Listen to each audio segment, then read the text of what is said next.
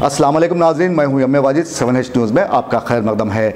शहर हैदराबाद के गुंजान आबादी वाले इलाके चिराग अली लेन में एक गोदाम में भयानक आतिशज़दगी का वाक़या पेश आया।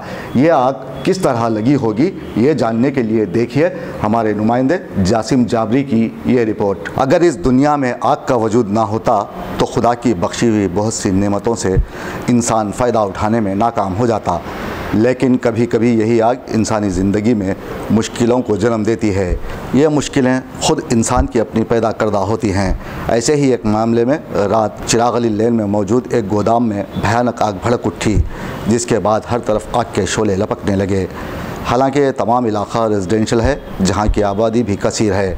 ऐसे में आग फुरो अमले ने बर वक्त पहुँचते हुए आग पर काबू पा लिया।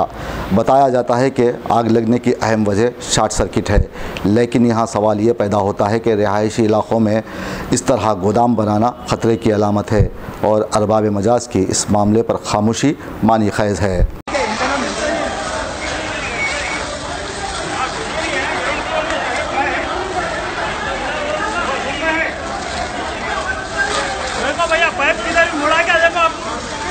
दोस्तों, अब आप रहिए हर वक्त तैयार, क्योंकि हम आपके लिए लाते हैं ताज़ा तरीन खबरों का अंबार। चाहे घर हो, बस हो या रेल, हम करेंगे आपको अपडेट एवरीवेयर। तो लाइक कीजिए, शेयर कीजिए और सब्सक्राइब करना ना भूलें। 7H न्यूज़, आपकी आवाज़।